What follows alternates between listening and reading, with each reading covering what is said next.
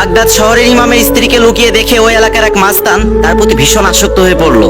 সে ঠিক করে নিল যেভাবেই হোক ওই মেয়েটাকে আমার চাই, কারণ ইমাম সাহেবের বউ ছিল অপরূপা সুন্দরী, আর ওই এলাকায় মাস্তানের উপর আর কারো কথা বলার সাহস ছিল না। হঠাৎ একদিন সেই মাস্তান ইমাম সাহেবের বাড়িতে ঢুকে। সেদিন ইমাম সাহেব বাড়িতে ছিল না। সেই মাস্তানকে দেখে তো তার বউ থর থর করে কাঁপতে থাকে। তখন মাস্তানটি বলল, হে অপরূপা সুন্দরী মেয়ে, আমি যেদিন তোমাকে প্রথম দেখেছি সেদিন থেকে আমি তোমার প্রতি দুর্বল হয়ে পড়েছি।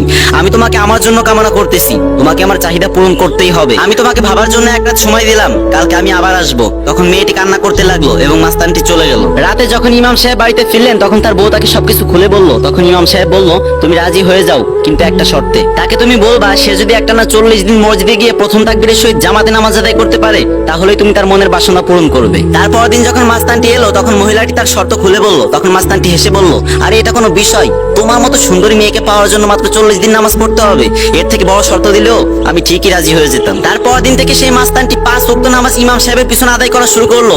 আর ইমাম সাহেব আল্লাহর কাছে দোয়া করতে লাগলো, আল্লাহ তোমার ঘর পর্যন্ত আমি এনে দিয়েছি, এবার ওকে সুস্থ করার দায়িত্ব তোমার। একদিন ইমাম সাহেব মসজিদের ভিতর বসে জিকির করছিল। ঠিক সেই টাইমে সেই মাস্তানটি দৌড়ে এসে ইমাম সাহেবের পা ধরে বলল, হুজুর আমার মাফ করে দিন, আমি বুঝতে পারিনি হুজুর। যেদিন থেকে আমি নামাজ পড়তে শুরু করেছি সেদিন থেকে আমার আর কোনো খারাপ কাজ করতে ইচ্ছা করে না, কিন্তু হুজুর আমি তো অনেক গুনাহ করেছি, আল্লাহকে আমার এত গুনাহ মাফ করবেন? তখন হুজুর মুস্কি একটা হাসি দিয়ে বলল, আরে তোমার গুনাহ যদি হয় নদী সমান তাহলে আল্লাহর রহমত সাগর সমান। এই ভিডিওর শিক্ষণীয় বিষয় হলো এটাই, নামাজ এমন একটা ইবাদত যেটা মানুষকে সমস্ত খারাপ কাজ থেকে বিরত রাখে।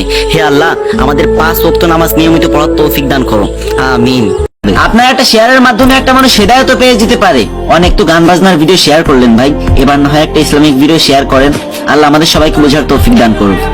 একটা লোক তার স্ত্রীকে সঙ্গে নিয়ে গাছ কাটছিল। ঠিক সেই সময় হঠাৎ করে গাছটি উপরে গিয়ে তার স্ত্রীর হাতের উপর এসে পড়ে। লোকটি অনেক টানাটানি এবং চেষ্টা করার পরেও তার বউয়ের হাতটি সেই গাছের নিচ থেকে বের করতে পারে না। শেষ পর্যন্ত সে বাধ্য হয়ে সেই গাছের নিচে থাকা তার বউয়ের হাতের অংশটুকু কুড়াল দিয়ে কেটে ফেলে। তারপর তার বউ অজ্ঞান হয়ে যায় এবং তার বউকে সেখান থেকে হসপিটালে নিয়ে যাওয়া হয়। কিছুদিনের ভিতরেই তার বউ শারীরিকভাবে সুস্থ হয়ে যায় ঠিকই, কিন্তু তার একটা হাত না থাকার কারণে সে মানসিকভাবে খুব ভেঙে পড়ে। তারপর সে তার কাটা হাতের জন্য তার স্বামীর কাছে একটি স্বর্ণের হাত দাবি করে। আর সেই লোকটি তার বউকে খুবই ভালোবাসতো, তাই সে নিজের সকল সম্পত্তি বিক্রি করে তার বউর জন্য একটি স্বর্ণের হাত বানিয়ে দেয়। স্বর্ণের হাত পেয়ে মহিলাটি খুবই খুশি ছিল, কিন্তু খুব খারাপ ভাবে তার হাত কেটে যাওয়ায় কিছুদিনের ভিতরে তার হাতে বিভিন্ন ইনফেকশন তৈরি হয়, যার ফলে মহিলাটি কিছুদিনের ভিতরে খুব অসুস্থ হয়ে পড়ে এবং মারা যায়। কিন্তু মারা যাওয়ার আগে মহিলাটি তার শেষ ইচ্ছা তার স্বামীকে জানিয়ে যায়। মহিলাটির শেষ ইচ্ছা ছিল তাকে যখন দাফন করা হবে তখন তার স্বর্ণের হাতটা যেন তার সাথে কবরে দিয়ে দেওয়া হয়। তাই স্ত্রীর কথা মতো তার স্বামী সেই সোনার হাতটি তার স্ত্রীর কবরের ভিতর দিয়ে দেয়। কিন্তু কিছুদিনের ভিতরেই তার আর্থিক অবস্থা এতটা খারাপ হয়ে পড়ে যে সে গভীর রাতে তার স্ত্রীর কবর খুঁড়ে সেই সোনার হাতটি তুলে আনতে বাধ্য হয়। আর এই গল্প দ্বারা আমি এটাই বুঝাতে চাচ্ছি যে